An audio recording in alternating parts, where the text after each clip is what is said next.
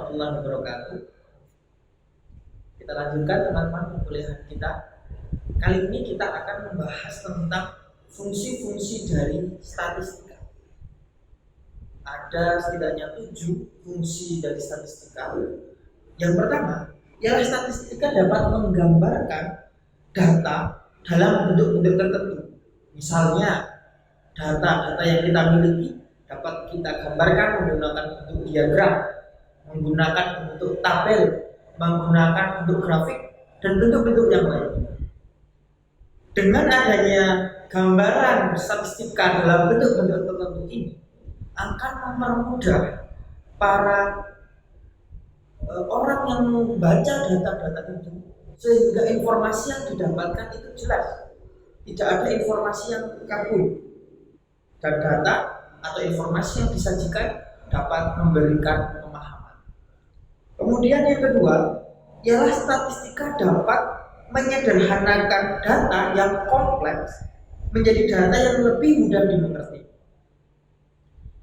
Misalnya ada data nilai ujian nasional dari satu kelas anak yang berjumlah 40. Datanya itu kemudian tersebar. Ada yang mendapatkan nilai 70, 80, 90, 60, 75, dan lain sebagainya. Data-data yang bersifat kompleks dan tersebar ini kemudian bisa kita jadikan lebih sederhana, sehingga informasi yang didapatkan akan lebih mudah dipahami oleh orang yang membaca data tersebut. Nah, penyederhanaan ini tentu berhubungan dengan fungsi yang pertama, yaitu dari data dibentuk menjadi model-model atau bentuk-bentuk dari data itu. Kemudian yang ketiga, statistika dapat mengukur besarnya suatu gejala tertentu. Misalnya, dalam dunia pendidikan kita mau mengukur seberapa tingkat toleransi siswa misalnya. Gejala sekarang misalnya ada satu pemahaman terkait toleransi di dunia pelajar, adanya tawuran dan lain sebagainya. Nah, dengan statistika ini kita bisa mengukur gejala tingkat toleransi siswa itu seberapa. Nah, hadirnya statistika memudahkan kita melihat dan mengukur gejala-gejala sosial yang ada. Kemudian, fungsi statistika yang lain ialah statistika dapat berfungsi untuk membuat perbandingan. Misalnya teman-teman ketika melakukan penelitian skripsi, misalnya teman-teman akan melakukan perbandingan antara pemahaman siswa terkait mata pelajaran tertentu, mata pelajaran PAI misalnya, setelah dari sebelum diberlakukannya sebuah model pembelajaran tertentu dengan setelah diberlakukannya sebuah model pembelajaran tertentu, misalnya menggunakan pendekatan saintifik. Bagaimana sih pemahaman pemahaman antara siswa sebelum diberikannya model pendekatan saintifik itu dengan setelah diberikannya model pendekatan saintifik. Tentu ini statistika dapat memberikan gambaran dengan jelas, comparing atau perbandingan dari dua data tersebut. Kemudian yang kelima, statistika dapat digunakan untuk melakukan prediksi. Misalnya teman-teman mungkin tahu, teman-teman mungkin pernah mendengar ada istilah nanti malam diprediksi akan terjadi hujan lebat. Bagaimana kemudian orang-orang yang bekerja di bidang meteorologi dan geofisika bisa memprediksi bahwa nanti malam akan terjadi hujan lebat? Tentu karena mereka sudah memiliki statistika dari data-data cuaca, dari data-data berapa jumlah tekanan udara, berapa jumlah air, kelembaban dan seterusnya, sehingga mereka melakukan sebuah modeling regresis misalnya yang akhirnya membentuk sebuah model bagaimana sebuah hujan akan terbentuk. Dari model itu kemudian dijadikan acuan bagaimana kita memprediksi akan terjadinya hujan. Disinilah peran statistika berlangsung. Dengan adanya statistika memudahkan kita untuk melakukan memprediksi suatu keadaan ke depan. Misalnya di dunia pendidikan, kita ingin mengetahui seberapa berhasilnya sebuah program pendidikan yang sedang dilakukan oleh pemerintah di masa depan. Bagaimana sih kondisi Indonesia di masa depan? Melihat kondisi Indonesia di masa depan, SDM Indonesia tentu dia akan dipengaruhi oleh SDM di masa depan. SDM di masa depan tentu akan dipengaruhi oleh pendidikan di masa sekarang. Untuk itu maka melalui metode-metode statistika itu kita bisa memprediksi bagaimana kemudian kondisi pendidikan Indonesia di masa depan melalui model-model atau melalui teknik-teknik yang ada di dalam statistika. Kemudian dalam statistika juga berfungsi sebagai alat bantu untuk menganalisis, mengurai sebab akibat yang kompleks dan rumit dan melakukan prediksi atau ramalan.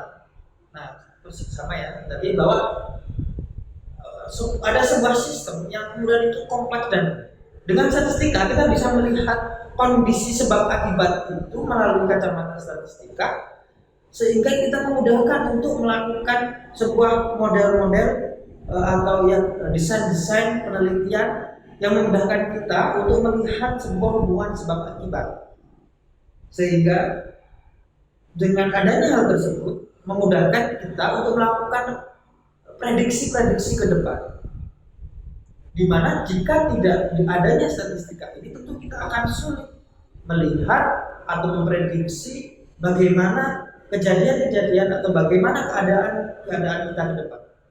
Hal ini akan berpengaruh terhadap proses perencanaan yang harus dilakukan dari sekarang.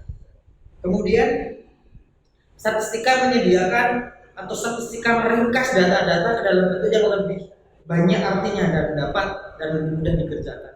Ya, dengan hadirnya teknologi saat ini, statistika lebih mudah dihadapi. Hadirnya teknologi berupa aplikasi pembantu memudahkan kita untuk melihat data-data yang kompleks itu dan merubahnya menjadi bentuk-bentuk tampilan data yang lebih mudah dipahami, misalnya gambar, grafik. Sehingga dalam menyerap informasi kita lebih mudah untuk memahami informasi-informasi yang kita dapatkan dari gambaran-gambaran data tersebut. Oke? Jadi teman-teman perlu saya tekankan bahwa statistika adalah penyelesai masalah di masa depan. Statistik is problem solver of the future. Dengan hadirnya statistika, kita bisa melakukan prediksi-prediksi atas kejadian di masa depan. Tentu dengan disiplin-disiplin ilmu statistika, sehingga problem-problem yang mungkin bisa akan kita hadapi atau yang mungkin saat ini kita hadapi dapat kita perbaiki, dapat kita tingkatkan performanya program-program kita sehingga problem-problem yang dihadapi itu dapat diselesaikan dengan baik dan program-program yang dilakukan dapat meningkat terus-menerus. Oke.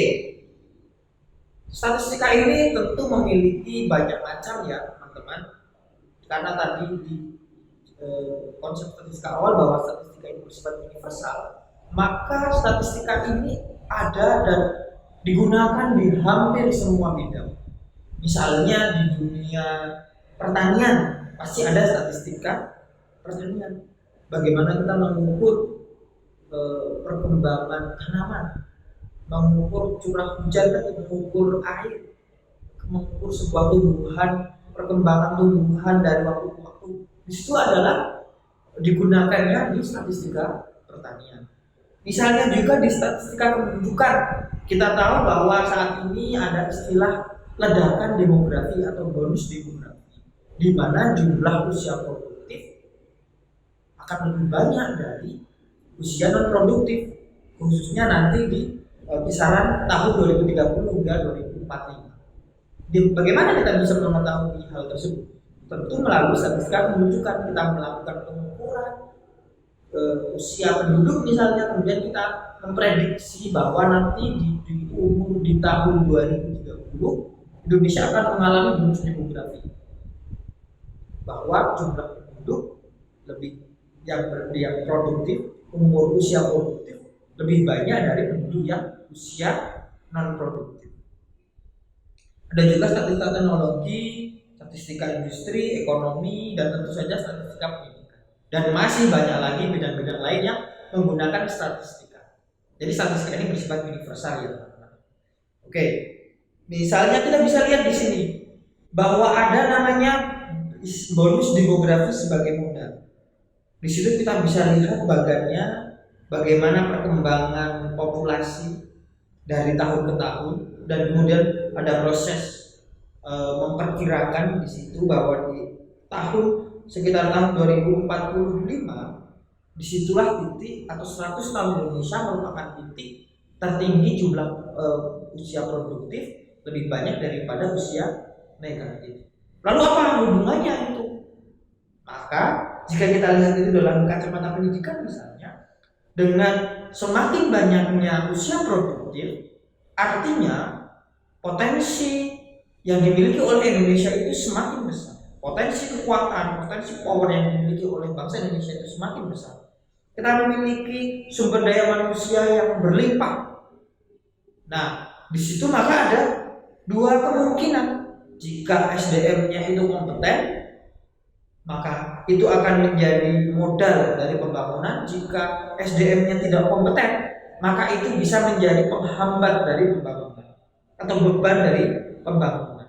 Untuk itu maka kemudian dirumuskanlah, misalnya oleh pemerintah gitu ya, dirumuskanlah berbagai macam kebijakan untuk menyongsong adanya bonus demografi ini. Misalnya perbaikan sarana prasarana, kurikulum, pendanaan, pengelolaan lembaga pendidikan dan lain sebagainya. Itu merupakan langkah-langkah jawaban hasil dari proses statistika tadi. Setelah kita melakukan prediksi, kemudian kita akan merumuskan planning, perencanaan langkah-langkah ke depan. Itulah gunanya dari statistika. Oke. Dalam statistika juga ada istilah data statistik, yakni fact or information used in deciding or discussing something.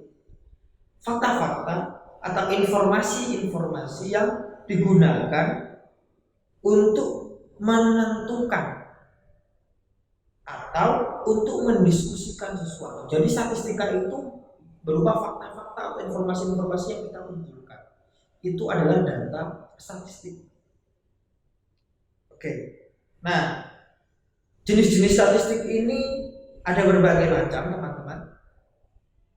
Yang pertama, jenis statistik dilihat dari sumbernya. Statistik dilihat dari sumbernya kita bagi menjadi dua. Statistik data primer dan statistik data sekunder. Statistik data primer ialah statistik yang didapatkan oleh si peneliti langsung dari asalnya, langsung dari tempat populasi yang peneliti teliti. Misalnya saya ingin meneliti bagaimana tingkat toleransi siswa misalnya, maka saya membuat instrumen penelitian, membuat perencanaan penelitian yang kemudian mengambil data dengan cara menyebarkan instrumen angka tersebut kepada para siswa misalnya untuk mengisi. Nah, itu yang disebut dengan data primer. Sedangkan data sekunder ialah data-data yang dikumpulkan oleh pihak lain. Misalnya saya menggunakan datanya Badan Pusat Statistik Nasional. Nah, atau saya menggunakan data dari lembaga survei tertentu. Nah, itu yang disebut dengan data sekunder. Oke.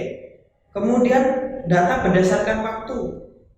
Ada time series, data urutan waktu, ada juga cross section, data persilangan atau data dari suatu waktu tertentu. Kalau time series berarti artinya data dari urutan yang panjang. Kemudian data berdasarkan sifatnya. Nah, ini yang mungkin teman-teman juga sudah sering mendengarnya ya. Jadi secara data secara sifatnya dibagi menjadi dua. Data yang bersifat kualitatif, sifatnya kualitatif, bersifat naratif, bersifat teks, dengan data yang kuantitatif, bersifat angka, berhubungan dengan angka-angka. Meskipun harus dipahami bahwa data kualitatif itu juga bukan berarti itu data yang tidak ada angkanya ya, tapi data yang informasinya berupa narasi, meskipun dalam narasi itu ada angkanya juga. Oke, data kuantitatif, maka dalam statistik ini kita akan menyempitkan pemahaman kita, perspektif kita terhadap data kuantitatif ini, karena statistik K ini akan sangat berhubungan dengan metodologi penelitian kuantitatif. Oke, kemudian data kuantitatif ini, jenis data kuantitatif ini dibagi menjadi dua. Data yang bersifat diskrit atau nominal dengan data yang bersifat kontinu. Oke, teman-teman, data yang bersifat diskrit atau nominal dan data yang bersifat kontinu. Nah, bagaimana kemudian jenis-jenis dari data ini? Kita tunggu di video